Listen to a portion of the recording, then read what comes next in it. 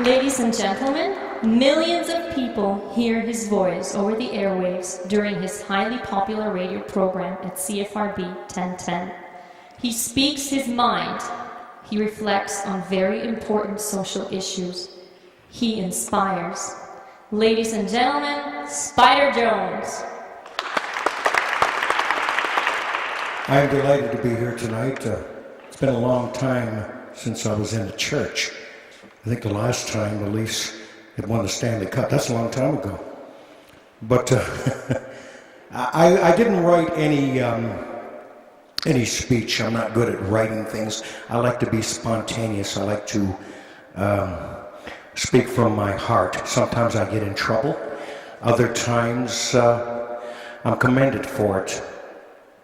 And I want to say hello to the troops over in the Middle East, especially anywhere they are serving. We're talking Canadian, American, NATO troops, because you are sacrificing. And I was talking to KK, my good friend here, a few months back, and I meant this from the bottom of my heart that if I could be there, I would. I honestly would, but who wants an old man like me? Unfortunately, at our age, we just have to stand back and watch as these young men and women defend something that many of us take for granted today, and we really do. It's called freedom, and it comes at a great cost. And especially this time of year is very difficult. And we'll start with the families, because I know what it must feel like every time the phone rings or somebody knocks on your door. I have two very close nephews that are both over in Iraq. That's on the American side. I'm Canadian-American. My father is Canadian, my mother's American, so I like to say I'm Canadian-American. But I have relatives serving, and they're very dear to me. And I see what my sister goes through, what my niece goes through, because their sons are overseas. And even for those who survive and come back alive, many times they come back and it's traumatic. And I've never been in a war, but I can tell you I grew up in Detroit during the 60s, and I was there during the riots in 1967. That was the year that Detroit became dubiously known as Murder City, USA. There were 772 murders that year. Look it up.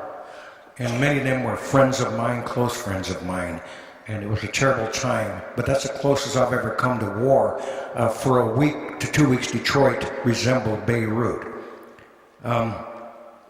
So I want to send my love, and I really mean from my heart, and I speak for my family to you. We love you, we care about you, and to some sense, at least I know where you're going, I know how you're feeling, and it can be such a traumatic time in your life. You're over there fighting, and we're over here celebrating a time that is supposed to be, as the lady said, peace on earth, goodwill towards men and women, and obviously over there it's not happening. But I pray for each and every one of you, and send you my love. And I want to start off by telling a couple of jokes, but they're clean jokes, but I'm not going to do that. But I do want to entertain them for a minute, because there's a lot of troops that are sports fans. They like to know what's going on, and I meet a lot of young people that are boxing fans especially, and every time somebody sees me, they want to talk boxing. I was downstairs today, and I met a couple of KK's friends, and they want to talk boxing, and they want to talk about nicknames, because all the great fighters had nicknames. Does anybody remember Rocky Marciano? He had a nickname. They called him the Brockton Blockbuster. And then there was Joe Louis. You remember Joe Louis's nickname?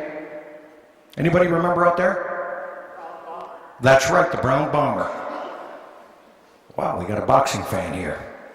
I had a nickname too back then. George Chevalo actually named me. They called me Kid Candle. One blow and I was out.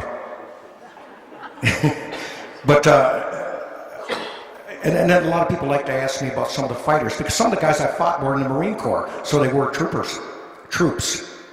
Leon Spinks, you remember Leon Spinks? Beat he beat Muhammad Ali to win the heavyweight title. I fought Mr. Spinks. And it was a pretty close fight, because this guy went on to win a gold medal. So it was a pretty good fight for me to even last with him, but I lost by a split decision. He split my nose, he split my eye, he split my lip. I'm trying to be funny here. But in closing, I would like to say that we wish you the best over there, and we hope that you return home safely. And I think we have to, young people are beginning to understand now, because I've never seen such an elevation in information now in terms of, if you look at November the 11th now, more and more poppies everywhere you look. But there was a time when that wasn't happening. We're beginning to understand, and it begins in the home, to teach our young people the price and the cost of freedom. And people that are in Iraq and in the Middle East and over in North Africa, what you sacrifice. We love you for that, and we treasure you, and I hope you will come back. But those that have to be there, I want you to know, maybe you won't read them, but I sent you a pile of my books over there, Out of the Darkness. I hope you read it and send me an email message, spiderjones@rogers.com. My 10 minutes are up. May God bless each and every one of you and bring you home safe. My best for a happy Merry Christmas and a Happy New Year. God bless you.